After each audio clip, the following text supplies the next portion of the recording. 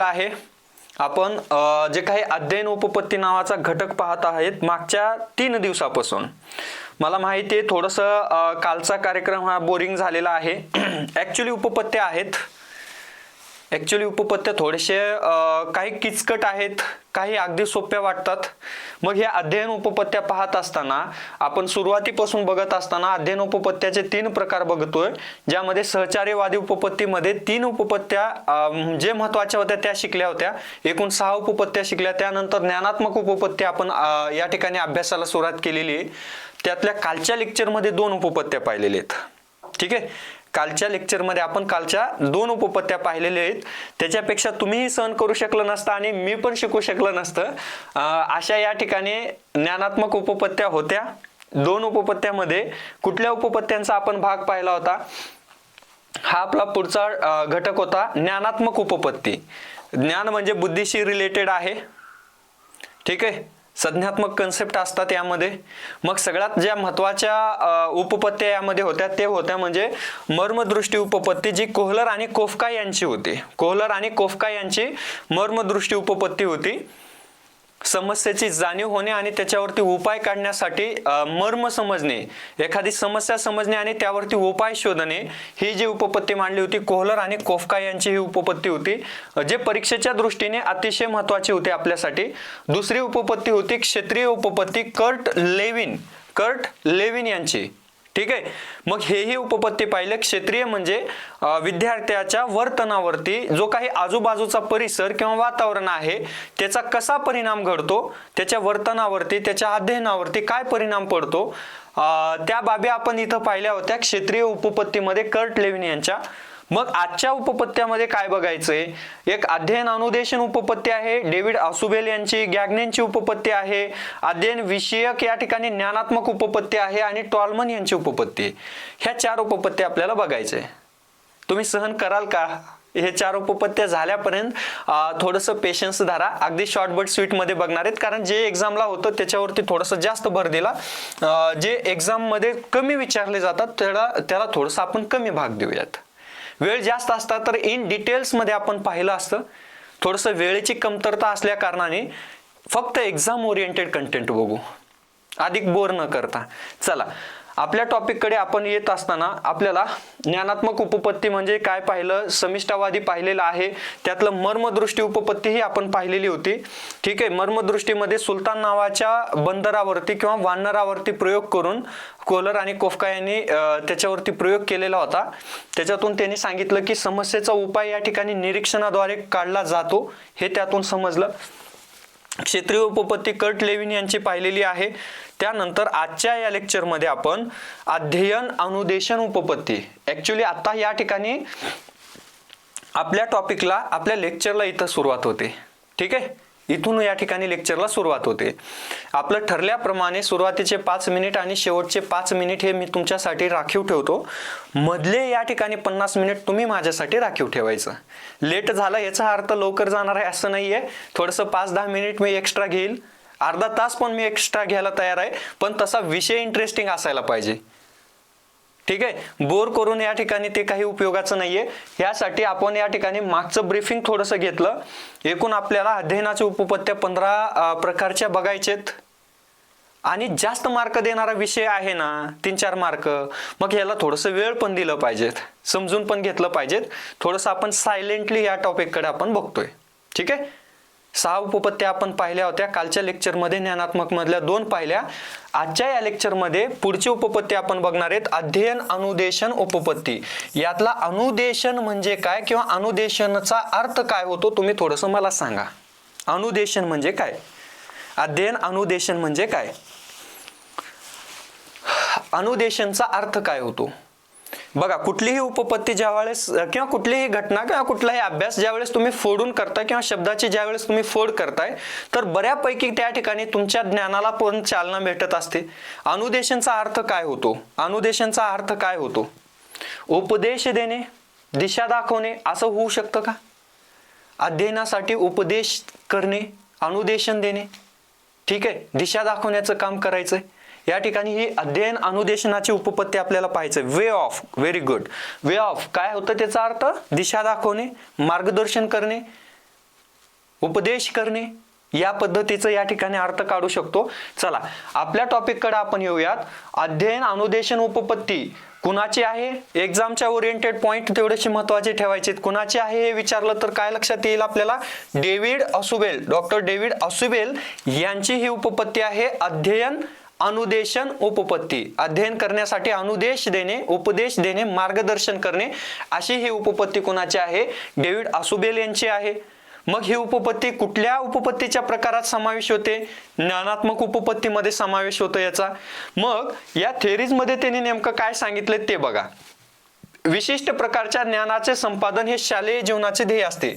शालेय जीवनाचं ध्येय काय आहे? तर ज्ञानाचं संपादन करणे.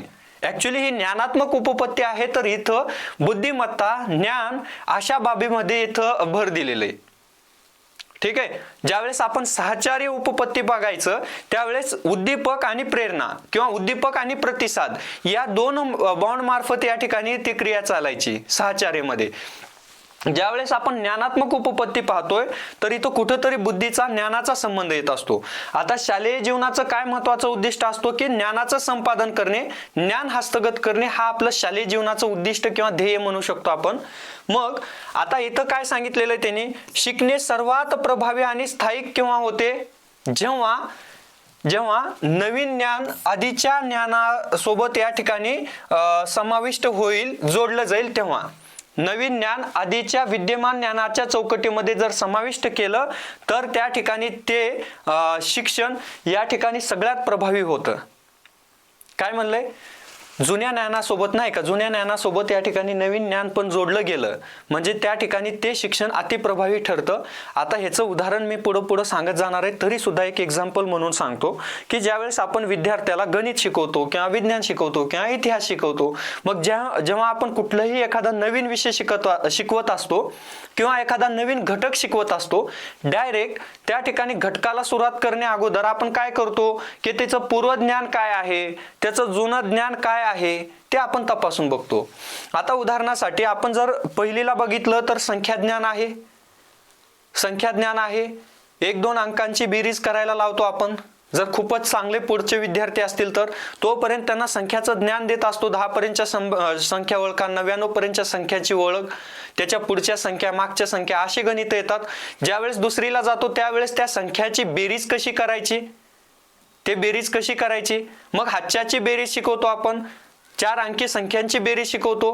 म्हणजे जसं जसं वर्ग वाढत गेलं तसं तसं ते ज्ञानाच्या जे काही क्षमता असतात त्या वाढत जात असतात. पण ते करत असताना कुठंतरी जुनं ज्ञान किंवा विद्यमान ज्ञान जे काय आहे त्याच्या चौकटीमध्ये ते बसायला पाहिजे. नवीन ज्ञान हे आपण पाहतो. ठीक आहे. डायरेक्ट आपण त्याला गुणाकाराने भागाकार नाही शिकवत, तर त्याच्या मागच्या ज्ञानामध्ये ते कसं बसतं हे आपण पाहिलं जातं. हे एकंदरीत या ठिकाणी इथं अनुदेशनचं सांगितलंय. आता हे शिकणे कसं ठरतं? मग ज्यावेळेस ज्ञानासोबत जोडलं जाईल त्याला अर्थपूर्ण शिक्षण असं म्हणता येईल. ओके. पुढं बघा. पूर्वज्ञानाशी जोडले जाते, समजून घेतले जाते आणि दीर्घकाळ स्मरणात साठवले जाते. हे ज्ञान जे काही शिक्षण किंवा जे ज्ञान या मार्फत घेतलं जातं किंवा या पद्धतीनं घेतलं जातं त्यावेळेस काय होतं? जे काही अध्ययन करतो विद्यार्थी किंवा बालक, तो ज्ञान या ठिकाणी पूर्वज्ञानाशी जोडल्यामुळं ते समजून घ्यायला मदत होते. त्याच्यासोबत जे समजून घेतलेली बाब आहे ती दीर्घकाळासाठी या ठिकाणी स्मरणात राहते, आठवणीत राहते. ठीक आहे. फायदे आहेत त्याचे. पुढं अध्ययनावरती परिणाम करणारा सर्वात महत्वाचा एकमेव घटक कुठला असेल? तर इथं काय सांगितलेलं आहे? तो आधीपासून काय जाणतो हे सगळ्यात महत्वाचं आहे. कशासाठी? अध्ययनावरती कुठली बाब परिणाम करते की विद्यार्थी पहिलं काय जाणतोय हे सगळ्यात मोठा परिणाम करणारा घटक आहे असं यांनी इथं सांगितलेलं आहे. त्यासोबत या थेरीज मध्ये त्यांनी काय सांगितलं की एका सूत्राचा, अध्यापन सूत्राचा वापर इथं केलेला दिसतो. मूर्ताकडून अमूर्ताकडे या सूत्राचा वापर अध्यापनात केलं पाहिजे असं यामध्ये त्यांनी सांगितलेलं आहे.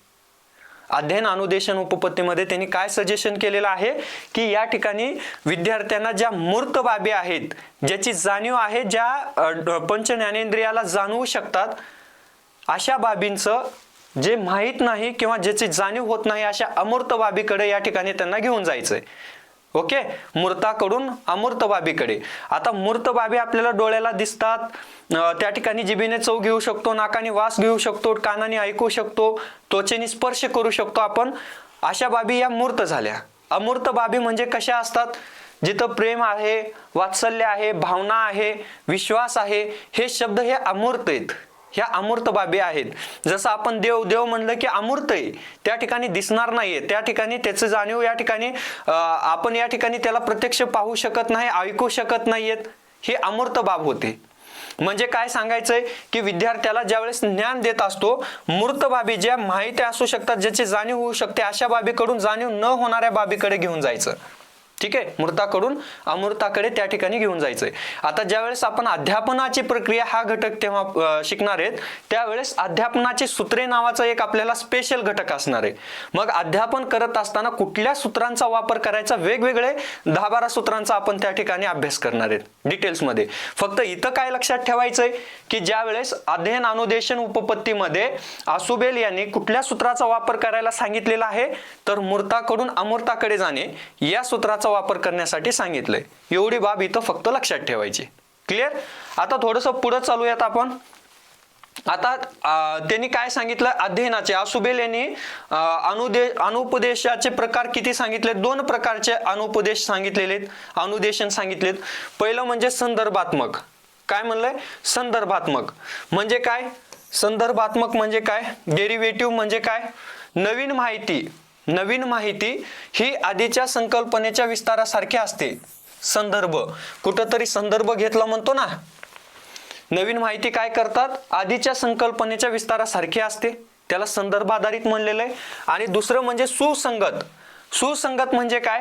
नवीन माहिती आधीच्या ज्ञानात थोडा बदल घडवून आणते, म्हणजे रिलेटिव्हली असते, संदर्भ घेतलेला नसतो परंतु सुसंगत असते, असं सांगितले. मग आता इथं परीक्षेत विचारलं जाणार आहे का? नाही जाणार.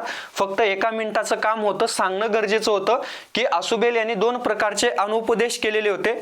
एक होतं संदर्भात्मक, दुसरं होतं सुसंगत. पेपर 2 वाल्यांसाठी विशेष लक्ष देण्याची ही बाब आहे. जर विचारलं तर हे लक्षात असायला पाहिजे, सुटायला नको पॉइंट, म्हणून एक शॉर्ट बट स्वीट मध्ये मी हे प्रकार सांगितलेत. ठीक आहे, थोडंसं पुढे जाऊयात आपण. शैक्षणिक उपयोग काय आहे? या अध्ययन अनुदेशन उपपत्तीचं शैक्षणिक उपयोग किंवा शैक्षणिक महत्व काय आहे? ठीक आहे, काय असेल? आणि जे पॉइंट आपण घेतोय किंवा ज्या पीपीटी घेतोय ते इम्पॉर्टंटच घेतोय आपण. ठीक आहे, फापट पसारा करायचा असता तर भरपूर काही घेतलं असतं. सिलेक्टिव्ह अतिशय महत्वाचं. एखादी उपपत्ती कोणी मांडली, त्याचा उद्देश काय होता, त्याचं शैक्षणिक महत्व काय आहे, त्याचे 2-4 उदाहरणं, हे फक्त पीपीटी मार्फत दाखवतोय म्हणून तुम्हाला मोठा संच वाटतो. ज्या वेळेस तुम्ही रीड करायला गेल ना, तर या ठिकाणी तुम्हाला एका पानावरती या ठिकाणी 2-3 उपपत्त्या होऊन जातील. अगदी शॉर्ट मध्ये दिलेलं आहे, पुस्तकामध्ये सुद्धा हे 4-5 पानामध्ये हे सगळे उपपत्त्या संपतात, इतकं शॉर्ट मध्ये. ठीक आहे, आता या अध्ययन अनुदेशन उपपत्तीचं शैक्षणिक महत्व किंवा शिक्षणात कुठं उपयोग होतो, तर पहिली गोष्ट पाठ्यपुस्तकाची मांडणी करत असताना, जेव्हा पाठ्यपुस्तक निर्मिती केली जाते, सगळ्यात अगोदर पाठ्यपुस्तक निर्मिती करत असताना आधी काय संकल्पनात्मक माहिती आहे ती महत्वाची असते. काय संकल्पना त्यामध्ये घ्यायचे, कुठलं घटक घ्यायचंय, आणि त्याचा संबंध, समजा दुसरीचं पुस्तक असेल तर पहिलीला काय होतं त्याचा संदर्भ, आधीचा संदर्भ तिथं घेतला जातो. म्हणजे काय, अध्ययन अनुदेशनचा उपयोग कुठे होतं, तर पाठ्यपुस्तक निर्मिती करत असताना, पाठ्यपुस्तकाची मांडणी करत असताना त्याचा उपयोग होताना दिसतो. दुसरं म्हणजे पूर्वपाठ माहिती, म्हणजे ज्यावेळेस आपण काय करतो, नवीन घटक शिकवत असताना त्याचं पूर्वज्ञान जागृत करत असतो. पाठाची प्रस्तावना जेव्हा आपण करतो त्यावेळेस काय करत असतो, जुने ज्ञान इथं जागृत करत असतो की त्याला काय माहिती आहे हे पहिल्यांदा आपण समजून घेत असतो, नाही का. मग त्याच्यानंतर काय होतं, ॲडव्हान्स ऑर्गनायझेशन म्हणजे काय की विद्यार्थ्यांना आणखीन माहिती जास्त देण्यासाठी नकाशा, सारांश, चित्र, सूत्र इत्यादीच वेगवेगळ्या प्रकारे माहिती देऊन आपण आढावा घेऊ शकतो. ठीक आहे, ह्याला ॲडव्हान्स ऑर्गनायझर म्हणतो आपण. पुढं वर्गीकरणावरती आधारित उपपत्ती असते, म्हणजे जनरल टू स्पेसिफिक किंवा अब्स्ट्रॅक्ट टू कॉन्ट्रॅक्ट. सामान्याकडून विशेषाकडे जाणे किंवा मूर्ताकडून अमूर्ताकडे या ठिकाणी जाणे, असे हे अध्यापनाचं सूत्र इथं वापरलं जातं.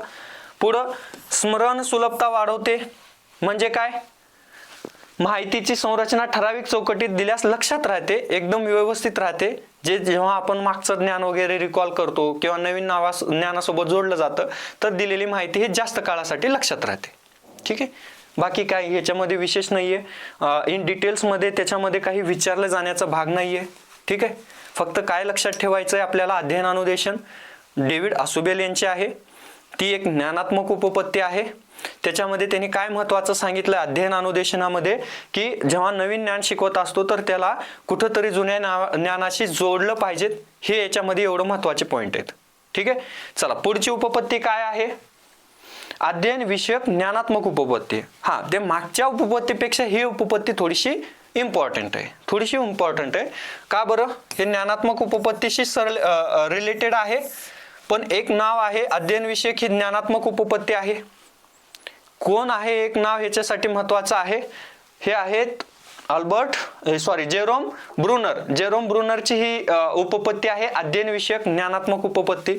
ब्रुनर यांचं नाव शिक्षण क्षेत्रामध्ये मोठ्याने गाजलेलं आहे.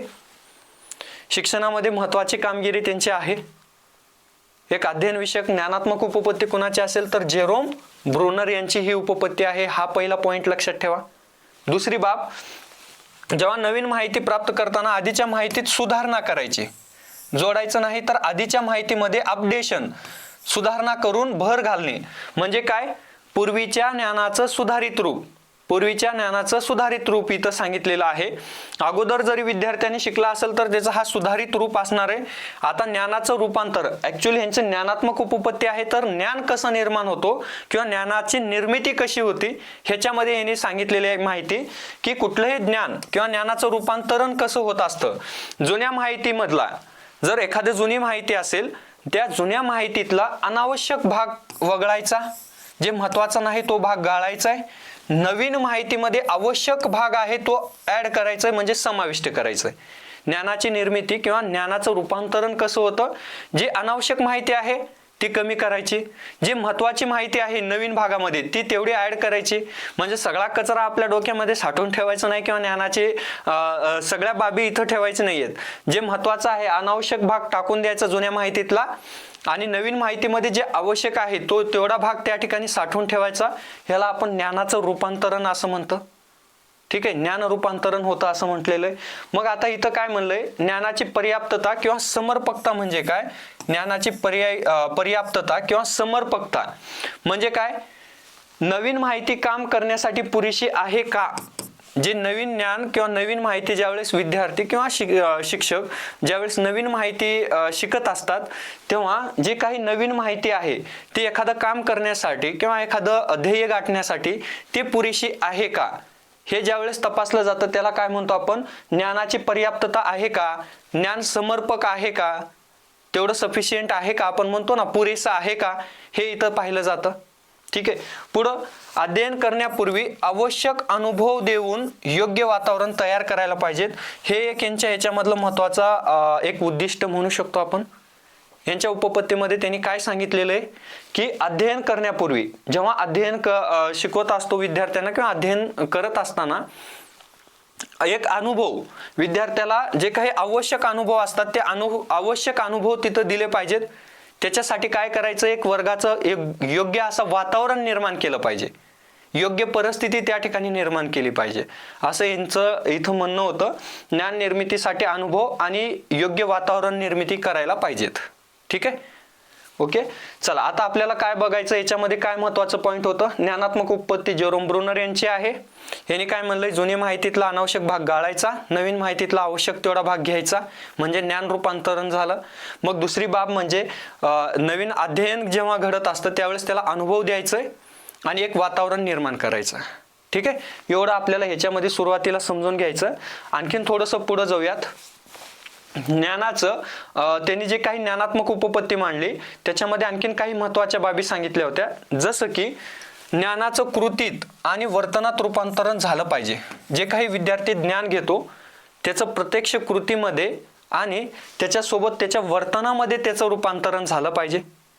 म्हणजे काय, आपण एखाद्या वेळेस विद्यार्थ्याला भरपूर काही मूल्य किंवा तत्वे शिकवत असतो, ते फक्त तिथपर्यंत मर्यादित न राहता प्रत्यक्ष त्याची अंमलबजावणी करतो का, स्वतंत्र, बंधुता, सहिष्णुता दाखवणे, ह्या सगळ्या बाबी आपण शिकवत असतो. परंतु त्या ठिकाणी एखाद्याला ठेस लागून खाली पडला तर त्या ठिकाणी दात काढत असेल तर त्या ठिकाणी त्याच्यामध्ये ते मूल्य रुजले का, नाही. म्हणजे इथं काय सांगितलंय की जेव्हा कुठलंही ज्ञान दिलं जातं किंवा कौशल्य किंवा अध्ययन केलं जातं, त्या अध्ययनाचा, ज्ञानाचा प्रत्यक्ष कृतीमध्ये आणि वर्तनामध्ये त्याचा या ठिकाणी उपयोग होतो का, त्याचं रूपांतरण होतं का, हे पाहायला पाहिजेत. ठीक आहे. दुसरी बाब, विविध समस्या सोडवण्यासाठी ज्ञानाचा वापर इथं करता आला पाहिजे. सगळं ज्ञानात्मक आहे तर ज्ञानाविषयी बोलूयात. वेगवेगळ्या समस्या सोडवत असताना ज्यांनी ज्ञान घेतलेलं आहे, जो काही ज्ञान प्राप्त केलेले आहे, त्याचा त्या ठिकाणी योग्य ठिकाणी तिथं वापर केला जातो का, हे इथं पाहायला पाहिजेत. पुढची गोष्ट, संकल्पना प्राप्ती प्रतिमान वापरले पाहिजेत. म्हणजे काय, कन्सेप्शनल, म्हणजे विद्यार्थ्याच्या संकल्पना इथं क्लिअर झाल्या पाहिजेत. जेव्हा शिकवत असतो त्या ठिकाणी ज्ञान कधी प्राप्त होणार आहे, जेव्हा त्याच्या कन्सेप्ट क्लिअर असतील. आपण म्हणतो ना, कन्सेप्ट क्लिअर असलं की कसाही परीक्षेत प्रश्न येऊ द्यात, ते हातातून जाणार नाही. कन्सेप्ट फक्त या ठिकाणी कन्सेप्ट आपल्या क्लिअर पाहिजेत, मग परीक्षेत कसाही प्रश्न येऊ द्यात, आपल्याला घाबरण्याचं काही कारण नसतं. मग हे तर त्यांनी काय सांगितलेत की संकल्पना या ठिकाणी त्याच्या क्लिअर झाल्या पाहिजेत, संकल्पनावरती भर दिलं पाहिजेत. पुढं, मूर्तपासून अमूर्तकडे जाणे, हे बाब सांगितली मी.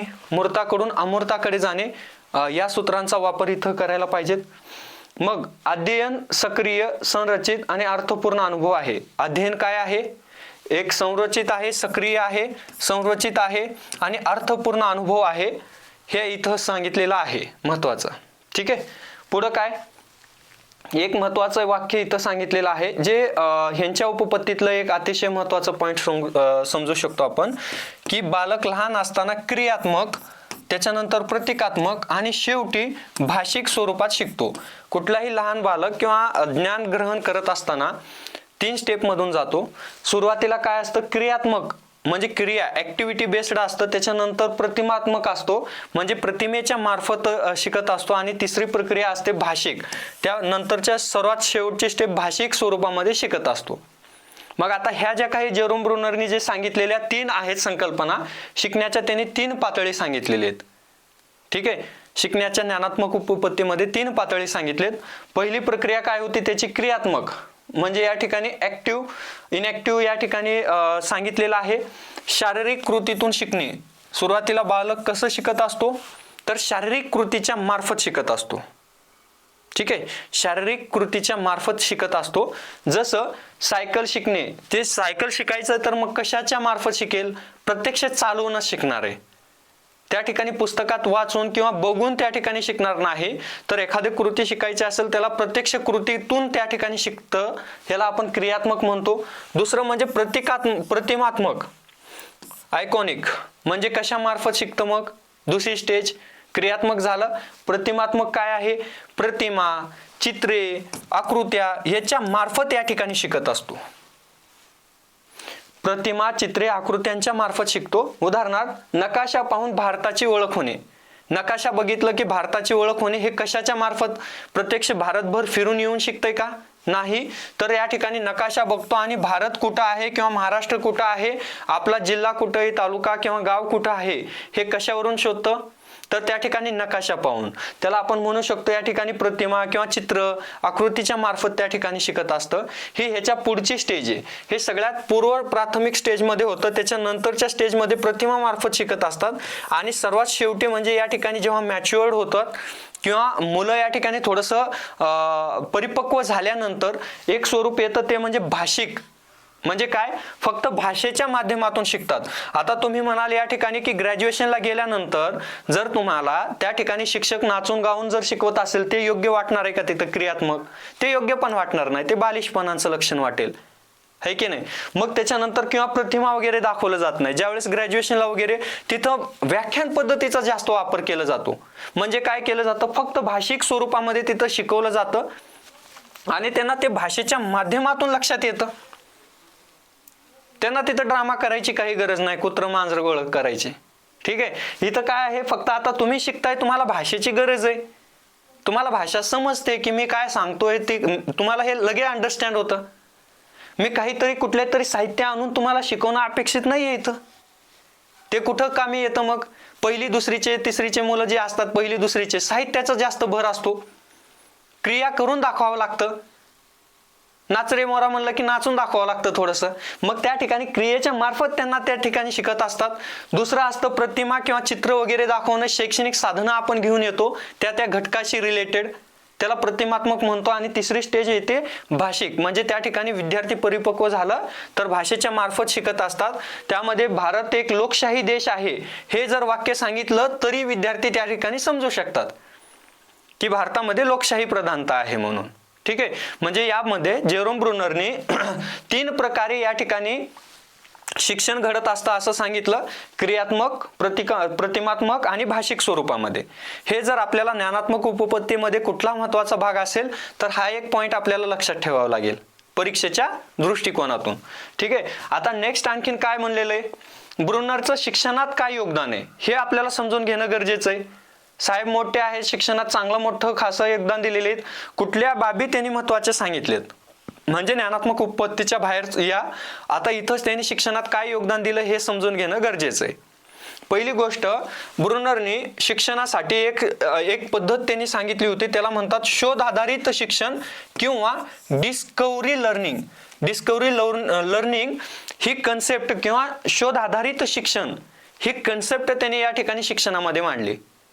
आता ह्याचा अर्थ काय होतो, डिस्कव्हरी लर्निंग म्हणजे विद्यार्थ्यांनी काय करायचं, शिक्षक थेट उत्तर नाही सांगत, विद्यार्थ्याला काय करतात, स्वतः उत्तर शोधण्यासाठी मार्गदर्शन करत असतात. उंबुटू मूव्ही तुम्ही पाहिला असेल किंवा उंबुटू तो मराठी चित्रपट पाहिला असेल, तो शिक्षक त्या ठिकाणी विद्यार्थ्याला काहीतरी भूगोलाचे कन्सेप्ट शिकवण्यासाठी, त्या ठिकाणी दिशा मार्गदर्शन शिकवण्यासाठी प्रत्यक्ष विद्यार्थ्याला शोधात्मक पद्धतीने सांगतो. किंवा इथं आपण डायरेक्टली विद्यार्थ्याला कुठल्याही प्रश्नाचं उत्तर न देता त्या ठिकाणी विद्यार्थ्याची शोधक वृत्ती या ठिकाणी जागृत करत असतो आपण, ह्याला शोध आधारित शिक्षण म्हणतात. ह्याच्यामुळे फायदा काय होतो, जिज्ञासा निर्माण होते, आत्मनिर्भरता निर्माण होते, विचारशक्ती इथं विद्यार्थ्यांची वाढते, विचारशक्ती पण या ठिकाणी विद्यार्थ्यांची वाढत असते. कशामुळं, तर शोध आधारित शिक्षणामुळं. ठीक आहे, पुढचं काय सांगितलं त्यांनी, सर्पिल अभ्यासक्रम. बघा ही नवीन कन्सेप्ट आहे, प्रश्न येऊ शकतं याच्यावरती. स्पायरल करिक्युलम म्हणतात याला. सर्पिल अभ्यासक्रम काय असतो, सर्प आलेला असतं का इथं, सर्पिल अभ्यासक्रम ही एक कन्सेप्ट त्यांनी जेरोम ब्रुनरनी सांगितलेली, ज्याचं काय होतं की विद्यार्थ्याचं वय आणि समजुतीनुसार या ठिकाणी काय करायला पाहिजेत, संकल्पना, कुठलीही संकल्पना शिकवत असताना विद्यार्थ्याचं वय लक्षात घेतलं पाहिजे, विद्यार्थ्याची समज लक्षात घेतली पाहिजे आणि त्याच्यानुसार ती शिकवली पाहिजेत. ठीक आहे, विद्यार्थ्याचं वय आणि त्याच्या समजेनुसार या ठिकाणी शिकवायला पाहिजेत. मग ज्या वेळेस ही लक्षात आली तर या ठिकाणी काय सांगितलं, आपल्या शिक्षण विभागाने किंवा शिक्षण क्षेत्रामध्ये सर्पिलाकार अभ्यासक्रम पद्धती राबवली जाते. म्हणजे काय, पुढील वर्गामध्ये तीच संकल्पना अधिक विस्ताराने शिकवलेली असते. मी जसं सांगितलं पहिलीला या ठिकाणी फक्त संख्या ज्ञान असेल, संख्याची बेरीज येईल, पुढे त्या ठिकाणी शाब्दिक बेरीज येईल, शाब्दिक वजाबाकी येतील, मग त्या ठिकाणी अवघड भाग होत होत होत होत जातं. ठीक आहे, अंशाचं बेरीज, अंशाची वजाबाकी हे वाढत जाणारा भाग, म्हणजे कन्सेप्ट तीच आहे बेरीज वजाबाकीची 5वी 6वी 7वी पर्यंत. पण 6वी 7वीला बेरीज वजाबाकी शिकवताय का, 2 अधिक 3 म्हणजे 5 हे नाही शिकवणार तिथं. मग तिथं शिकवत असताना -2 अधिक 3 हे म्हणजे काय, म्हणजे या ठिकाणी त्यांना त्यांची संकल्पना काय करत जातात, अधिक विस्ताराने वाढवलेली असते. ह्याला म्हणतो आपण सर्पिलाकार अभ्यास पद्धती किंवा सर्पिलाकार अभ्यासक्रम म्हणतात. ही कन्सेप्ट त्यांचीच आहे. म्हणजे काय होतं, ज्ञान हे अधिक घनिष्ठ बनत जातं आणि सखोल बनत जातं, ज्ञानामध्ये त्याच्या भर पडत जाते, सखल बनत जातं. ही कन्सेप्ट कोणी सांगितलेली आहे, जेरोम ब्रुनरनी सांगितलेली आहे, सर्पिल अभ्यासक्रम. आणि तिसरी महत्वाची पद्धत त्यांनी काय सांगितली, संरचनात्मक शिक्षण किंवा स्ट्रक्चर्ड लर्निंग. संरचनात्मक शिक्षण काय आहे, संरचनात्मक, माहितीचा सारांश, मुख्य घटक आणि तत्व समजून दिले पाहिजेत. कुठलीही माहिती सांगत असताना काय करायचंय, सारांश सांगायचं, मुख्य घटक आणि तत्व समजून दिले पाहिजेत. याला संरचनात्मक म्हणतात, स्ट्रक्चर्ड लर्निंग म्हणतात. म्हणजे कुठलाही घटक आता शिकवत असताना मी काय करत असतो, हे झाल्यानंतर मी सांगतो, विद्यार्थ्याने विषयातील ढाचागत संरचना समजून घेतली पाहिजेत की आपल्याला या ठिकाणी मी तुम्हाला जेव्हा शिकवत होतो किंवा आता शिकवण्याला मी मानसशास्त्राचा घटक जेव्हा तुम्हाला पहिल्या घटकापासून शिकवत होतो त्यावेळेस मी तुम्हाला काही बाबी सांगत गेलोय, किंवा मागच्या कालच्या लेक्चरला किंवा याच्या अगोदरच्या लेक्चरला ज्यावेळेस मी नवीन घटक तुम्हाला शिकवत असतो किंवा नवीन घटक किंवा नवीन टॉपिक जेव्हा शिकवतो त्यावेळेस मी तुम्हाला काय करतो की मानसशास्त्राचा एकूण अभ्यासक्रम किती आहे पेपर 1 पेपर 2 साठी, मग त्यातला अभ्यासक्रम आपल्याला काय काय करायचंय, किती मार्काला काय येऊ शकतं, आपल्याला कशा सिक्वेन्सने या ठिकाणी अभ्यासक्रम आपला संपवायचाय, त्याचा सराव कसा करायचा, मग घटक झाला की त्याच्यानंतर त्याच्यावरती PYQ वगैरे घ्यायचे, काय महत्वाचे फॅक्टर्स आहेत हे मी तुम्हाला सांगितलं. म्हणजे काय केलं, मी तुमच्या समोर एक स्ट्रक्चर तयार केलं, मानसशास्त्र या विषयाचा अभ्यास कसा करायचा, या पद्धतीने करायचं, या या या या टॉपिक नुसार करायचं, आपल्याला इतके इतके मार्क येतात, एवढे एवढे महत्वाचे टॉपिक आहेत. म्हणजे काय झालं, तुम्हाला विषयाचा ढाचा समजला, बिल्डिंगचं स्ट्रक्चर माहिती झालं की तुम्हाला त्या ठिकाणी तुम्हाला चढणं उतरणं, कुठून निघायचंय कुठं चढायचंय समजतं. या ठिकाणी विषय सांगत असताना विद्यार्थ्याला एखाद्या विषयाचं शिकवत असताना आपल्याला विद्यार्थ्यांना सांगायला पाहिजे की हा घटक आपल्याला शिकायचं, या घटकानंतर हे घटक शिकवायचंय, ह्याच्यासाठीच आपण वार्षिक नियोजन, घटक नियोजन, दैनंदिन टाचन काढत असतो. ठीक आहे, म्हणजे या ठिकाणी संरचनात्मक शिक्षणाची एक कन्सेप्ट त्यांनी सांगितली. तर इथं सांगायचंय काय, ज्यावेळेस जेरोम ब्रुनरच्या बद्दल जर काही प्रश्न विचारला जाईल तर पहिली गोष्ट शोधाधारित शिक्षण, डिस्कव्हरी लर्निंगची एक कन्सेप्ट त्यांनी सांगितली, सर्पिल अभ्यासक्रमाची त्यांनी सांगितलेली आहे बाब, आणि संरचनात्मक शिक्षण पद्धती स्ट्रक्चर्ड लर्निंग, ह्या 3 कन्सेप्ट त्यांच्या महत्वाच्या आहेत. ठीक आहे, क्लिअर. आता थोडंसं पुढे जाऊयात आणखीन. ब्रुनरच्या उपपत्तीचे वैशिष्ट्य काय, जेरोम ब्रुनर यांच्या उपपत्तीचे वैशिष्ट्य काय आहेत, महत्व काय आहे हे थोडंसं समजून घेऊ. विद्यार्थी केंद्रित आणि अनुभवाधिष्ठित शिक्षण हे त्यांनी सांगितले, विद्यार्थ्याला केंद्रबिंदू मानायचं आहे आणि अनुभवातून शिक्षण दिलं पाहिजे, हे महत्वाचं सांगितलं. ज्ञानाचा गूढ शोध आणि आकलनावरती भर, ज्ञानाचा शोध घेतला पाहिजे, शोध आधारित शिक्षण या ठिकाणी त्यांनी सांगितलेलं आहे. मग आकलनावरती त्यांनी जास्त भर दिला.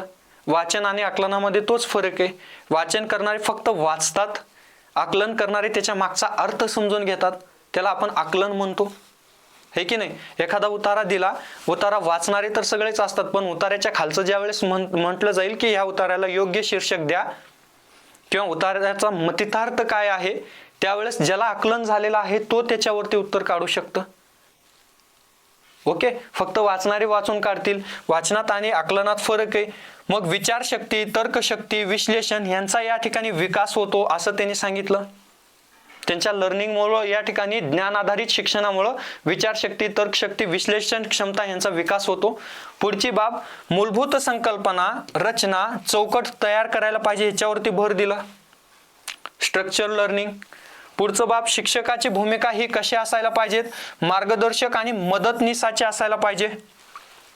शिक्षकाची इथं भूमिका काय असायला पाहिजे, ज्ञानात्मक उपपत्तीमध्ये एक मार्गदर्शक आणि एक मदतनीस या हेतूने या ठिकाणी असायला पाहिजेत. ठीक आहे, अशा प्रकारचं या ठिकाणी जेरोम ब्रुनर यांची ही थेरी जो होती त्याचे काही लिमिटेशन्स किंवा त्याचे दुसरी एक कमकुवत बाजू म्हणू शकतो आपण, मर्यादा म्हणू शकतो. एक मर्यादा काय आहे त्यांच्या उपपत्तीला, सर्वच विद्यार्थी शोधाधारित शिक्षणाला सहज शक्य नसतं. म्हणजे काय, सगळ्याच विद्यार्थ्यांना या ठिकाणी डिस्कव्हरी लर्निंगने किंवा शोधाधारित पद्धतीने शिक्षण घेणं शक्य आहे का, नाही. मग त्या ठिकाणी तो एक बेंचवरती मागं बसणारा विद्यार्थी स्वतः शोध घेऊन शिकेल का, जो विद्यार्थी शिक्षणात अप्रगत आहे किंवा मागे आहे तो त्या ठिकाणी शोध घेऊन शिकेल का. म्हणजे ही एक त्याची कमकुवत बाजू म्हणू शकतो आपण, मर्यादा म्हणू शकतो की सगळ्याच विद्यार्थ्यांना हे शक्य नाहीये. दुसरं, वेळ खाऊ पद्धत आहे. म्हणजे काय, सर्व अभ्यासक्रम पूर्ण होणे इथं अवघड आहे. जर आपण प्रत्येक वेळेस या ठिकाणी ज्ञानात्मक उपपत्तीच्या पद्धतीने जर शिकवायला गेलं किंवा शिकवायचं ठरवलं तर या ठिकाणी अभ्यासक्रम पूर्ण होणार नाही, कारण वेळ जाईल. प्रत्येक गोष्ट शोधाधारित शिकायचं म्हणलं तर शिक्षकांचं विशेष प्रशिक्षण आवश्यक आहे. शिक्षक पण थोडंसं प्रशिक्षित असणं गरजेचं आहे, ट्रेंड असणं गरजेचं आहे. सगळ्याच शिक्षकांना हे कौशल्य येईल असं नाहीये. ठीक आहे, पुढचं कमकुवत विद्यार्थी शोध प्रक्रियेत गोंधळतात. बरोबर आहे. म्हणजे ज्याला ज्ञानाचं कमकुवतपणा आहे किंवा थोडासा अभ्यासात मागे, अशा विद्यार्थ्याचा गोंधळ उडतो. ठीक आहे. ही नाण्याची दुसरी बाजू असते, ते पाहिलंच पाहिजे. ही नाण्याची दुसरी बाजू होती, जे मर्यादा आपण म्हणू शकतो. ठीक आहे. चलो पुढे बघूयात आपण. आता हे कोण आलेत? गॅग्ने. काय असतं हे मी या ठिकाणी थोडंसं मलाही माहिती आहे की या ठिकाणी तुमचं बाउन्स होणार आहे, बोर होणार आहे. कुत्रा मांजर नाहीये इथं, कबूतर नाहीये, त्यामुळं थोडंसं बोर होण्याची शक्यता आहे. पण काय करायचं? विषयाचा घोट पेलच पाहिजे. आपल्याला 30 पैकी 30 पाहिजे तर काय करायला पाहिजेत? आपल्याला हा विषयाचा घोट पेलच पाहिजेत. जर हे पाहिजे असेल तर स्कोरिंग सब्जेक्ट आहे व स्कोरिंग सब्जेक्ट आहे. 90 मार्कासाठी स्कोरिंग सब्जेक्ट आहे मानसशास्त्र. एखाद्या वेळेस थोडंसं अवघड वाटेल, एखाद दुसऱ्या वेळेस व्हिडिओ बघा, त्या ठिकाणी नोट्स वाचा, पुस्तक रेफर करा, पण मार्क देऊन जाणारा विषय. जिथं दुसरीकडे जास्त वेळ जाईल तिथं हा प्लस पॉइंट देऊन जाईल. तेवढ्या कमी काळामध्ये एका विषयामध्येच त्या ठिकाणी 30 मार्काची तयारी होते फक्त मानसशास्त्रामध्ये. ठीक आहे. मराठी जसं 30 मार्काला, मानसशास्त्र 30 मार्काला, समाजशास्त्र गेलं तर तिथं 4 ते 5 विषय तुम्हाला करावे लागतील. इतिहास पण करायचंय, भूगोल पण करायचंय, थोडंसं पॉलिटी पण करायचंय, है की नाही, समाज सुधारक करायचेत. इतिहासामध्ये पुन्हा प्राचीन आला, अर्वाचीन आला, मध्ययुगीन आला, त्याच्यानंतर आधुनिक आला. ह्या सगळ्या बाबी कराव्या लागतात. किती मार्कासाठी? 30 मार्कासाठी. इथं 30 मार्काला फक्त एकच विषय करायचंय, है की नाही. सोपं आहे ना. थोडंसं या ठिकाणी घेतलं पाहिजे आपण घोट, बरं का. मी कसं घोट घेऊन शिकवतोय तुम्हाला. जेवढं तुम्हाला शिकायला अवघड जातं तेवढंच मला शिकवण्यासाठी पण हा भाग तेवढाच कठीण जातो ना. समजून घ्या. ठीक आहे. हे सगळं आपल्यासाठी चाललंय. मस्त मजेत शिकू, बोरिंग होणार नाही. शेवटी मी तुम्हाला घेणार आहे, एक चार्ट घेणार आहे, क्वेश्चन पण घेणार आहेत की प्रश्न कसे असतात, का शिकलं पाहिजे हेही मी तुम्हाला सांगतो. आता जे गॅग्ने आहेत, ह्यांची एक उपपत्ती आहे. त्यांना या ठिकाणी कंडिशन्स ऑफ लर्निंग असं म्हटलं जाईल. कंडिशन्स ऑफ लर्निंग म्हणजे अध्ययनाच्या अटी, असं ह्यांचे उपपत्ती म्हणू शकतो आपण. अध्ययनाच्या शर्ती, अध्ययनाच्या अटी या नावानं सुद्धा आपण यांची उपपत्ती ओळखू शकतो. गॅग्ने आहेत. हे कोण आहेत? गॅग्ने, रॉबर्ट एम गॅग्ने यांची उपपत्ती आहे. शिकण्याच्या अटी किंवा अध्ययनाच्या अटी त्यांनी शर्ती सांगितलेल्या आहेत. ठीक आहे. आता शिकणे घडण्यासाठी काय करायचं? कोणत्या तरी अटी आवश्यक आहेत, या प्रश्नाचं उत्तर इथं शोधलं त्याने काय केलं होतं? शिक्षण सहज नाही घडत तर शिक्षण घडण्यासाठी काही अटी महत्वाच्या आहेत. अटी आणि नियम काही महत्वाचे आहेत. उगाच आपण हे उपपत्ती घेत नाही, प्रश्न येतो म्हणून आपण या ठिकाणी हा घटक घेतोय. ठीक आहे. अटी आहेत ना शिकण्यासाठी, काही अटी सांगितलेले, मार्क पाहिजेत तर हे घटक शिका. मग इथं शिकण्यासाठी काय म्हणलं? शिकणे घडण्यासाठी कोणत्या अटी आवश्यक आहेत हे याच्यावरती त्याने अभ्यास केलं आणि त्याने आपली उपपत्ती मांडली अध्ययनाच्या अटी नावाने या ठिकाणी उपपत्ती मांडली. मग ह्याच्यात काय सांगितलं? शिक्षण ही एक प्रक्रिया आहे जी विशिष्ट टप्प्यातून पार पडते. प्रत्येक टप्प्याला काही ठराविक शिक्षणात्मक अटी लागतात. काय म्हणलं? शिकण्याची ही एक प्रक्रिया आहे, ही एक प्रोसेस आहे. मग ह्या प्रोसेसमध्ये त्यांना काही टप्प्यातून जावं लागतं, काही प्रोसेसिंग मधून जावं लागतं. एखादा पेन निर्मिती होत असताना काय होतं की त्या ठिकाणी कच्च्या मालापासून पक्का माल बनत असताना काही स्टेपनुसारच जावं लागतं ना. तसं या ठिकाणी शिक्षण घडत असताना एक प्रक्रिया आहे, एक प्रोसेस आहे. त्याच्यामध्ये वेगवेगळ्या टप्प्यातून जावं लागतं, ज्याला त्या ठिकाणी त्याने काय म्हणलं? ठराविक अटी किंवा नियमांच्या माध्यमातून जावं लागतं, असं त्यांनी सांगितलं. आता इथं काय सांगितलं त्यांनी? प्रत्येक प्रकारच्या शिकण्यासाठी विशिष्ट अंतर्गत प्रक्रिया आणि बाह्य अटी लागतात. म्हणजे त्यांनी काय म्हणलं? एक प्रक्रियासाठी एक विशिष्ट अटींची गरज आहे असं सांगितलं. चला, जास्त कठीण आणि अवघड आणि क्रिटिकल न बनवता आणखीन सोप्या भाषेत तुम्हाला मी सांगून टाकतो. या ठिकाणी सगळ्यात महत्वाचं म्हणजे गॅग्ने यांची उपपत्ती आहे. शिकण्याच्या अटी किंवा अध्ययनासाठी काही अटी आणि शर्ती असतात असं त्यांनी सांगितलं आणि काही टप्प्याच्या मार्फत शिकलं पाहिजे. आता कुठले टप्पे होते? पहिली गोष्ट, गॅग्नेचे 3 महत्वाचे मुख्य तत्वे होते हे उपपत्ती मांडताना. पहिली गोष्ट, शिकणे विविध प्रकारे घडते. शिकण्याचे प्रकार वेगवेगळे आहेत. दुसरं म्हणजे प्रत्येक प्रकारासाठी अटी आवश्यक असतात. तिसरं म्हणजे 9 टप्पे आहेत. शिकण्याचे टप्पे किती सांगितलेत? 9. मग आता आपल्याला यांच्या थेअरीतून 2 बाबी महत्वाच्या लक्षात ठेवायचं. जेव्हा गॅग्ने यांचं नाव येईल, अटी लक्षात ठेवायचं. गॅग्नेंची अटी, गॅग्ने काय करतात? अटी घालतात म्हणायचं. ठीक आहे, अध्ययन विषयक अटी आहेत. मग या ठिकाणी त्यांनी ज्यावेळेस आपले तत्व सांगितले, पहिलं त्यांनी शिकण्याचे 8 प्रकार सांगितलेत. किती प्रकार? त्यांनी शिकण्याचे 8 प्रकार सांगितलेत. आणि या ठिकाणी टप्पे किती सांगितलेत?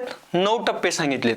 शिकण्याची प्रक्रिया 9 टप्प्यामार्फत होते आणि शिकण्याचे प्रकार या ठिकाणी 8 प्रकारे शिकलं जातं किंवा शिक्षण घेतलं जातं असं त्यांचं म्हणणं आहे. शिकणे 8 प्रकारे होतं आणि 9 टप्प्याच्या मार्फत घडतं. 8 आणि 9 हे 2 आकडे लक्षात ठेवायचे. 8 प्रकारे शिकलं जातं, 9 टप्प्यातून शिकवलं जातं. ठीक आहे, आता काय आहे, आता तुम्ही म्हणाल सगळं डिटेल्समध्ये पाठ करायचं का, लक्षात ठेवायचं का? नका ठेवू. फक्त एक नजर मारतो आपण. तसं चार्ट मी दिलेलंच आहे. 8 आणि 9 एवढं लक्षात ठेवायचं. काय? 8 आणि 9, 8 प्रकारे शिक्षण आहे आणि 9 प्रकारच्या अटी आहेत. सोपं आहे लक्षात ठेवायला, त्यांनी सोपं करून दिलेलं आहे. मग शिकण्याचे कुठले 8 प्रकार? संकेत शिक्षण आहे, सिग्नल लर्निंग, संकेताच्या मार्फत शिकलं जातं. या ठिकाणी त्यांनी सांगितलं की शाब्दिक इशारा मिळाल्यावरती विद्यार्थी शांत बसतात. शाब्दिक इशारा दिलं, असं जरी केलं ना, शांत बसा म्हणलं की त्या ठिकाणी विद्यार्थी काय करतात? फक्त शाब्दिक इशारा मिळाला की सगळे विद्यार्थी शांत बसतात. म्हणजे त्यांनी त्या ठिकाणी शांत बसायचं शिकलं. पहिले काय प्रकार सांगितलं? संकेत शिक्षण. दुसरं म्हणजे उत्तेजन प्रतिसाद. म्हणजे काय? बटन दाबल्यावरती दिवा लागतो किंवा बटन दाबल्यानंतर अन्न मिळतं, अशा स्वरूपाचं म्हणजे उत्तेजन प्रतिसाद आहे. SR बॉन्डचं शिक्षण सांगितलं. साखळी शिक्षण आहे, साखळी शिक्षण सांगितलं. शाब्दिक संबद्धता सांगितली. विभेदी शिक्षण सांगितलं. संकल्पना शिकणे, नियम शिकणे, समस्या सोडवणे, म्हणजे वेगवेगळ्या माध्यमातून शिक्षण कसं घडतं एक प्रकारे त्यांनी सांगितलेलं आहे. आता जास्त बोर न करायचं असेल तर मी तुम्हाला शॉर्टमध्ये सांगतोय की या ठिकाणी त्यांनी शिकण्याचे वेगवेगळे 8 प्रकार सांगितलेत आणि 9 पायऱ्या सांगितलेत. 9 पायऱ्या कुठल्या आहेत? तर लक्ष वेधणे, उद्दिष्ट सांगणे, पूर्वज्ञान आठवणे, नवीन माहिती देणे, शिकण्यासाठी मदत करणे, सराव करणे, उत्तराबद्दल अभिप्राय देणे, मूल्यांकन करणे आणि दीर्घकाळ स्मरण आणि उपयोगासाठी, म्हणजे असे वेगवेगळ्या प्रकारचे 9 टप्प्यातून या ठिकाणी अध्ययन घडतं हे सांगितलेलं आहे. चला, आता ह्याला पाठ करू नका, पाठ करायची आवश्यकता नाही, जास्त डोक्याला ताण करून घेऊ नका. फक्त 2 गोष्टी लक्षात ठेवायच्या. गॅग्नेच्या शिकण्याच्या अटी सांगितलेत, 8 प्रकारे शिक्षण असतं, 9 पायऱ्यांच्या मार्फत होतं. संपलं एवढंच लक्षात ठेवा. त्याच्याशिवाय जास्त करू नका. त्याच्यानंतर हे पण देतो सोडून. पुढे बघूयात. टॉलमन. आता गॅग्ने झाले, नवीन नावं तुम्हाला ऐकण्यात येतात, गरजेचे फक्त नावं तरी लक्षात ठेवा. आता हे टॉलमन नावाचे आहेत शास्त्रज्ञ. त्यांनी आपली एक उपपत्ती मांडली. काही जणांनी काल म्हणलं होतं उचापत्या उगाचच करून ठेवलेत आपल्यासाठी. ठीक आहे, चला, परीक्षेच्या दृष्टीने गरजेचं आहे, सहन करू. एकदा पेपर झाल्यास पुन्हा कशाला तुम्ही पाठ करणार आहेत? टॉलमनची उपपत्ती. टॉलमनने काय मांडलेलं होतं? Sign learning. त्याला काय म्हणतात? संकेत शिक्षण किंवा पर्पोसिव्ह बिहेवियरिझम. म्हणजे काय? इथं त्यांनी काय सांगितलंय? फक्त टॉलमननी एक संकेताच्या मार्फत शिकणे असं म्हणलेलं आहे. त्यांचं म्हणणं होतं प्राणी आणि मनुष्य वर्तन केवळ उद्दीपन प्रतिक्रिया यावर आधारित नसते, तर ध्येयनिष्ठ, उद्देशाने प्रेरित आणि संज्ञात्मक आधारित असते. त्यांनी काय सांगितलंय टॉलमननी? शिक्षण हे फक्त उद्दीपन आणि प्रतिक्रिया, जे SR बॉन्ड जे आपलं सहचार्य उपपत्तीमध्ये मांडलं होतं बघा, थॉर्नडाईक यांचं, पॅव्हलॉव यांचं, स्किनर यांचे, त्याच्यामध्ये प्रत्येक ठिकाणी त्या काय होतं बॉन्ड? उद्दीपक आणि प्रतिक्रिया, उद्दीपन आणि प्रतिक्रिया, चेतक आणि प्रतिसाद हे प्रक्रियामध्ये घडत होतं. पण इथं त्यांचं म्हणणं काय होतं की ही प्रक्रिया प्राणी आणि मनुष्याचं वर्तन फक्त उद्दीपक आणि प्रतिसाद ह्याच्यावर आधारित नाही, तर त्याच्यासोबत ध्येयनिष्ठ, उद्देशाने प्रेरित आणि संज्ञात्मक म्हणजे बौद्धिक आधारावरती आहे. क्रिटिकल होतं. ही काय म्हणलंय? टॉलमनची उपपत्ती ही केवळ वर्तनवाद न राहता ध्येयनिष्ठ, संज्ञात्मक आणि प्रेरित वर्तनाची बाजू मांडते. 3 गोष्टी लक्षात ठेवा: ध्येयनिष्ठ, संज्ञात्मक आणि प्रेरित वर्तन. टॉलमन म्हणलं की 3 बाबी लक्षात ठेवा. ध्येयनिष्ठ, संज्ञात्मक आणि प्रेरित वर्तन, ह्या 3 बाबी लक्षात ठेवा. पुढं, शिकणे हे मानसिक प्रक्रियेचा परिणाम आहे, हे आधुनिक शास्त्रज्ञाचा मूलभूत विचार त्यांनी समोर आणला. म्हणजे काय? शिकणे काय आहे? ही एक मानसिक प्रकारचा परिणाम आहे, मानसिक परिणाम आहे, हे त्यांनी समोर आणलेला हा आधुनिक विचार आहे. शिकणे काय आहे? तर एक प्रकारची मानसिक क्रिया आहे. शिकणे काय आहे? एक प्रकारची मानसिक क्रिया आहे, हे त्यांनी समोर विचार आणलेलं आहे. ठीक आहे, चला आपल्याला फक्त एवढं लक्षात ठेवा, टॉलमन यांची साइन लर्निंग आहे, ज्ञानात्मक उपपत्तीमध्ये यांचा समावेश होतो टॉलमन यांचा, आणि त्याच्यामध्ये ध्येयनिष्ठ, संज्ञात्मक आणि प्रेरित वर्तन ह्या 3 बाबी लक्षात ठेवायच्या. आणखीन एक सगळ्यात महत्त्वाचा काय आहे? त्यांचा एक प्रयोग आहे, जे कधी ऐकलं नसेल, जे कधी पाहिलं नसेल, मे बी पेपर 2ला येऊ शकेल, असा हा त्यांचा प्रयोग आहे. त्याचा प्रसिद्ध प्रयोग काय आहे? मेज एक्सपेरिमेंट विथ रॅट्स. मेजचा प्रयोग म्हणतात याला, मेज.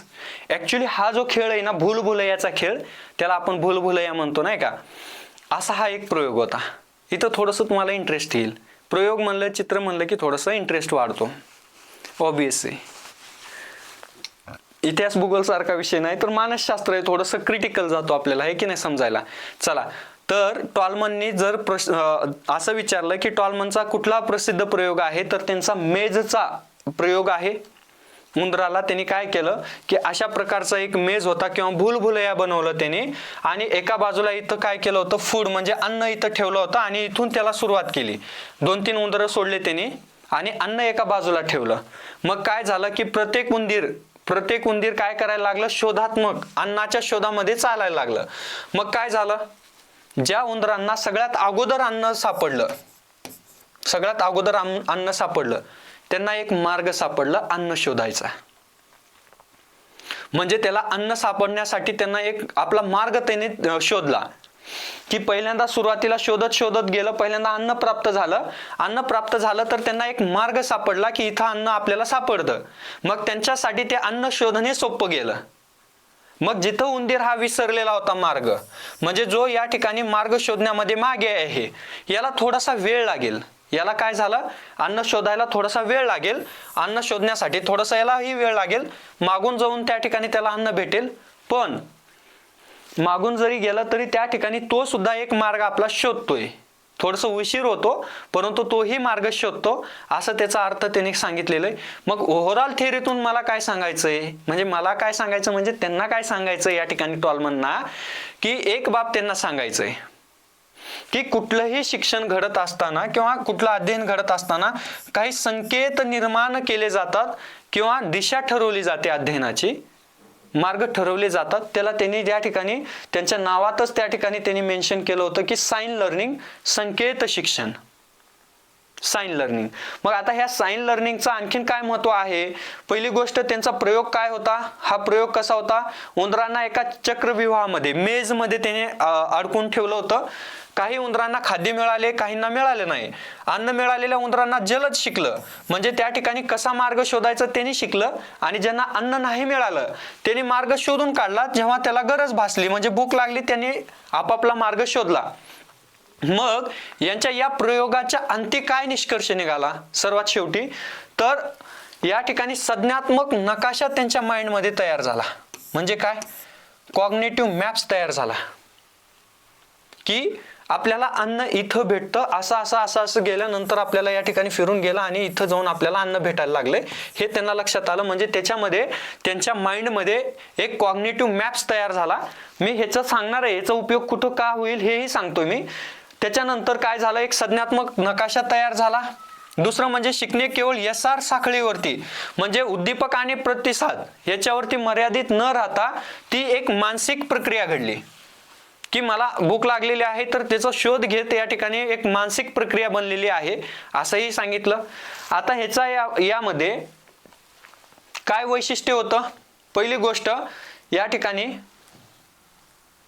पहिलं तर यामध्ये त्यांनी काय सांगितलंय की ध्येयनिष्ठ वर्तन असतं, प्रत्येक वर्तनामागे काहीतरी उद्दिष्ट असतं, हे सांगितलेलं आहे. दुसरं म्हणजे संकेत महत्वाचे आहेत, म्हणजे व्यक्ती पर्यावरणातील संकेत ओळखून शिकत असतं. पर्यावरणात व्यक्ती काय करतं, संकेताच्या आधारे शिकतं, असं सांगितलं. तिसरं म्हणजे संज्ञात्मक नकाशा तयार करतो, कॉग्निटिव्ह मॅप तयार करतो. म्हणजे व्यक्ती मनात जागेचा एक मानसिक नकाशा तयार करतो. ह्याचं उदाहरण येणार आहे पुढं. प्रकट न झालेले शिक्षण, शिकलेले ज्ञान लगेच दिसून येत नाही, पण कधी उपयोगात येतं जेव्हा त्याची गरज लागते, त्याच वेळेस त्या ठिकाणी ते ज्ञान उपयोगात येतं. म्हणजे प्रकट न झालेलं शिक्षण त्यांनी सांगितले.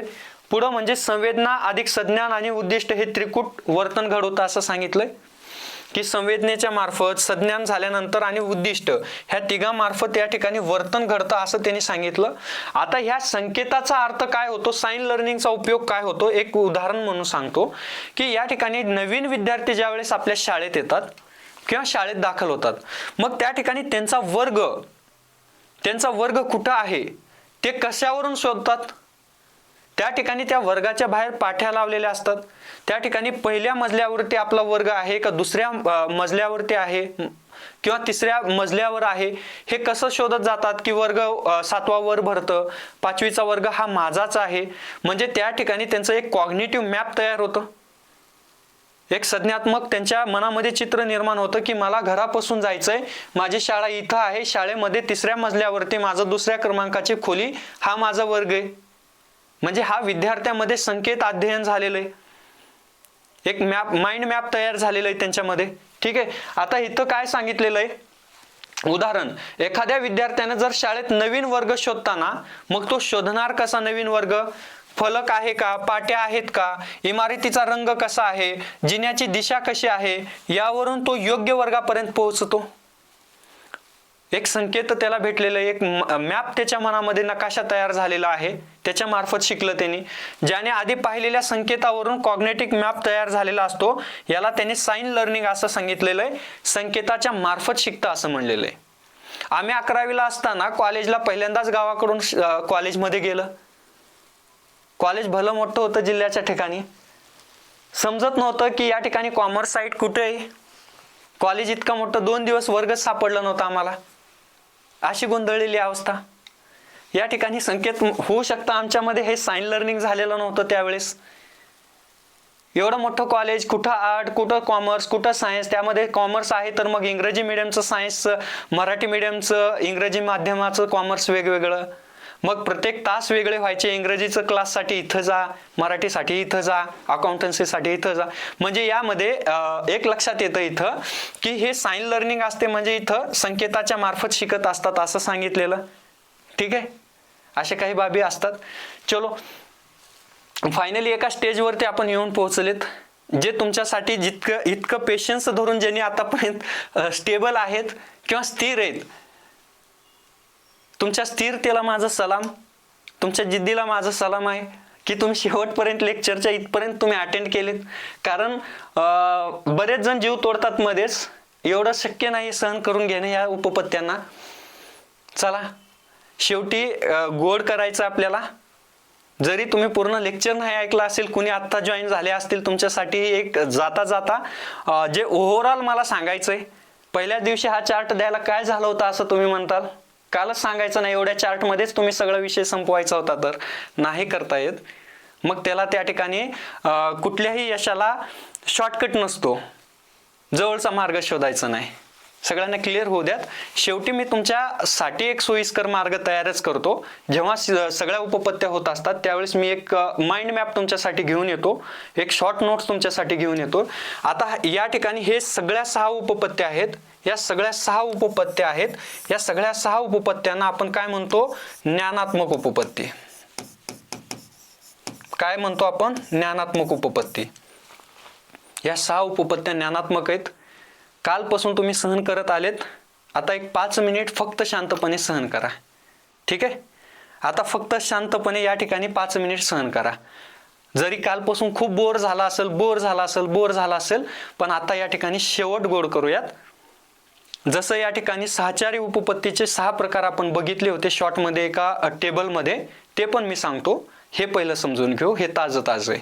पहिल्यांदा आपण सगळ्यात अगोदर ज्ञानात्मक उपपत्तीमध्ये सगळ्यात महत्वाची उपपत्ती कुठली आहे, मर्मदृष्टी. दुसरी सगळ्यात महत्वाची क्षेत्रीय उपपत्ती. तिसरी जर कुठली असेल तर जेरोम ब्रुनर यांची महत्वाची ठेवायची. अध्ययन अनुदेशन उपपत्ती आहेत. तर आता एक एक उपपत्ती एक फक्त शॉर्टमध्ये नावानुसार सांगतो की पहिलं मर्मदृष्टी उपपत्ती आपण शिकली कालच्या लेक्चरमध्ये. कोहलर आणि कोफ्का या दोन साहेबांनी मिळून ही उपपत्ती मांडली होती. कोहलर कोफ्का नावाचे शास्त्रज्ञ आहेत, ते दोन आहेत का एक आहेत माहित नाही, नाव फक्त मला माहिती आहेत. कोहलर साहेब वेगळे आहेत, कोफ्का वेगळे आहेत. त्या ठिकाणी त्यांनी काय केलं होतं, एका बंदरावरती वानरावरती प्रयोग केला होता ज्याचं नाव होतं सुलतान. हे सुलतान, ठीक आहे. ह्याच्यावरती त्यांनी प्रयोग केला आणि त्या ठिकाणी त्यांनी एकच गोष्ट यांच्या थेरीच्या मार्फत शेवटी सांगितली की एखाद्या समस्येचे सर्व पैलू समजून अचानक तिचे संपूर्ण आणि अचूक ज्ञान भेटते किंवा समाधान शोधलं जातं, त्याला त्यांनी मर्मदृष्टी सांगितली. एखादी समस्या समजून घ्यायचं आणि त्याला अचानकपणे एखाद्या प्रश्नाचं उत्तर सापडतं किंवा अचानकपणे समाधान सापडतं, त्याला त्यांनी म्हणलं की मर्मदृष्टी निर्माण झालेली आहे. अशी ही मर्मदृष्टीचं उपपत्ती कोणी मांडलेली आहे, कोहलर आणि कोफ्का यांनी मांडली. प्रश्न कसे विचारले जातील, ज्ञानात्मक उपपत्तीचं प्रकार कुठले आहेत असं म्हटलं जाईल आणि यामध्ये एखादं दुसरं नाव गाळलं जाईल किंवा इथं ज्ञानात्मक उपपत्तीमध्येच कुठली तरी सहचारीवादी उपपत्ती विचारली जाईल. मग काय वेळेस आपल्याला लक्षात काय ठेवायचंय की मर्मदृष्टी कोहलर कोफ्का यांची आहे. क्षेत्रीय उपपत्ती आहे कर्ट लेविन यांची. व्यक्तीच्या वर्तनावरती त्याचा क्षेत्रीय म्हणजे क्षेत्र, त्याचा आजूबाजूचा परिसर हा परिणाम करणारा असतो, ही क्षेत्रीय उपपत्ती. तिसरी उपपत्ती आहे अध्ययन अनुदेशन उपपत्ती, डेव्हिड असुबेल यांची ही उपपत्ती आहे. मग ह्याच्यामध्ये त्यांनी काय म्हणलेलं आहे की आधीच्या ज्ञानासोबत नवीन ज्ञानासोबत आधीच्या ज्ञानाला जोडायचंय, ही या ठिकाणी झालेली आहे. अध्ययन विषयक ज्ञानात्मक उपपत्ती कोणाची आहे, जेरोम ब्रुनर यांची आहे. काय म्हणलेलं आहे, नवीन माहिती प्राप्त करत असताना आधीच्या ज्ञानात भर पाडली जाते, असं या ठिकाणी यांच्या ज्ञानात्मक उपपत्तीमध्ये सांगितलेलं आहे. अध्ययनाच्या अटी किंवा कंडिशन्स ऑफ लर्निंग कोणी सांगितलं, एम गॅग्ने, रॉबर्ट गॅग्ने यांनी सांगितलं. 8 प्रकारचं शिक्षण, 9 प्रकारच्या पायऱ्या.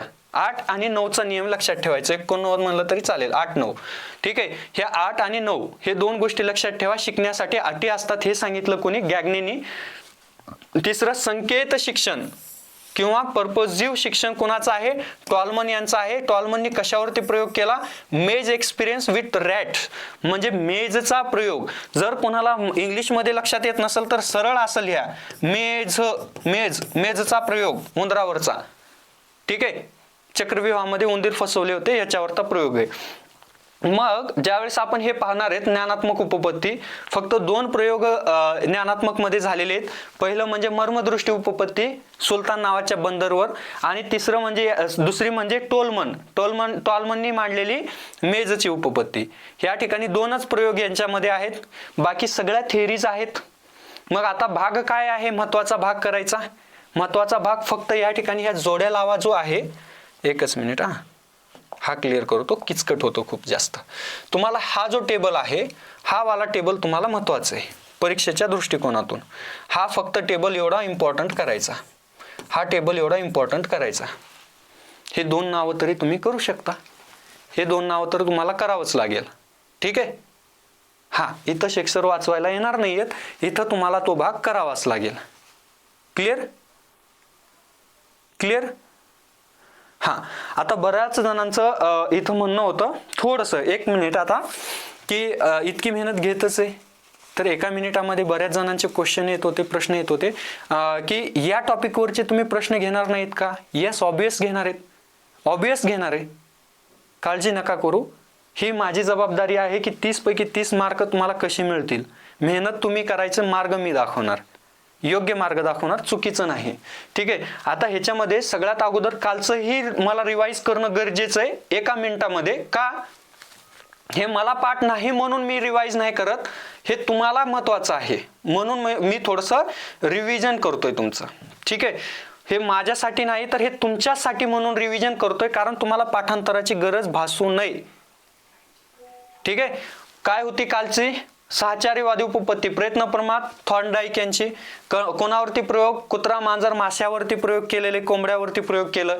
अभिजात अभिसंधान पॅव्लॉव यांची, अभिपाव कुत्र्यावरचा प्रयोग आहे. साधक अभिसंधान स्किनर यांचा आहे, कबुतरावर प्रयोग. इथं येस म्हणू शकतो बघा तुम्ही, साधक अभिसंधान स्किनर, ठीक आहे. इव्हान पॅव्लॉव यांचं या ठिकाणी अभिपाव म्हणा, ठीक आहे. प्रार्थना म्हणा यांना, प्रयत्न प्रमाद यांना, प्रार्थनेमध्ये थॉर्नडाईक यांचे आहे प्रयत्न प्रमाद, ते लक्षात राहतं. वॉटसन यांचं या ठिकाणी व आलेलं आहे, ह्याला व्ही नावाने तुम्ही करा. वर्तनवादी उपपत्ती वॉटसन यांची, म्हणजे तुमच्यासाठी शॉर्टकट मी सांगतोय. ठीक आहे. सानिध्य अभिसंधान गुरुथी यांची आहे. पद्धतशीर वर्तन हल्ल यांची आहे. मग या ठिकाणी हे काल आपण शिकलं होतं सहचारीवादी उपपत्ती, ह्याच्यामध्ये हे 6 प्रकार होते. रिवाइज ह्याच्यासाठी करायचं की तुम्हाला या ठिकाणी फक्त वारंवार ज्या गोष्टी रिव्हिजन केल्या जातात ना, त्याला पाठांतराची गरज भासत नाही. कुठंतरीच आपल्या समोर 4 पर्याय असतात आणि त्या 4 मधून एक निवडायचंय, मग तिथं अवघड जाणार नाही आपल्याला. पाठ करायचं म्हणलं की रिवाइज करावं लागतं. इथं पाठांतराची गरज नाही, फक्त अंडरस्टँडिंगची गरज आहे. ठीक आहे, चलो. हा, बऱ्याच जणांचं या ठिकाणी प्रश्न येत होते की सर या ठिकाणी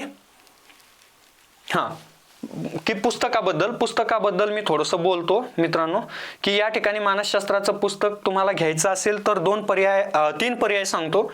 पहिला पर्याय आहे की तुम्ही आपल्या ॲपमधूनच बुक स्टोअर नावाचा ऑप्शन आहे, तिथं जायचं, पटकन बाय करा. उद्या सकाळी तुम्हाला स्पीड पोस्ट केलं जाईल. हा जवळचा मार्ग. त्याच्यापेक्षा आणखीन जवळचा मार्ग, तुमच्या जिल्ह्याच्या ठिकाणी, तालुक्याच्या ठिकाणी जर कुठं पुस्तक अवेलेबल झालेले असतील त्या ठिकाणी जावा, मानसशास्त्राचं पुस्तक मागा, तिथं भेटेल. किंवा तिसरा पर्याय सगळ्यात जवळचा आणि हक्काचा, हा या नंबरवरती 6363624047 या नंबरवरती डायरेक्ट पेमेंट करा, स्क्रीनशॉट पाठवा, आपला ॲड्रेस पिनकोड सहित पाठवा. उद्याच्या लगेचच तुम्हाला त्या ठिकाणी घरपोच मध्ये पोहोचवलं जाईल. किंमत विचारताय, किंमत आहे 250 रुपये घरपोच.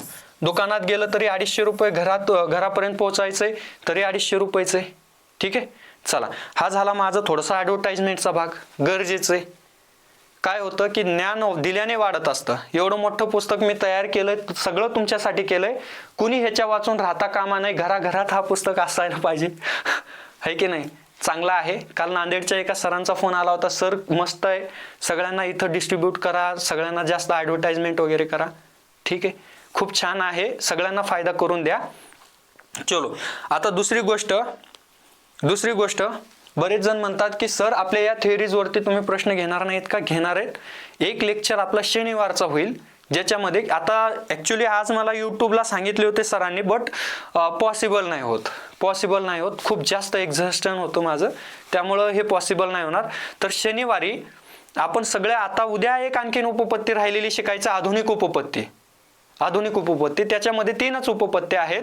मग आधुनिक उपपत्ती झाल्यानंतर आपण या तिन्ही उपपत्त्या, जेवढ्या अध्ययन उपपत्त्या आहेत, पेपर 1 पेपर 2 यांचे सगळे PYQ आपण या ठिकाणी शनिवारी एक मस्तपैकी युट्यूबला 1-1.5 तासाचं लेक्चर घेऊ. सगळे प्रश्न विश्लेषण आणि तिथं हे चार्टचा पण मी सहभाग करेन, रिवाइज करेन पुन्हा एकदा, त्या ठिकाणी देऊयात आपण. ठीक आहे, चला.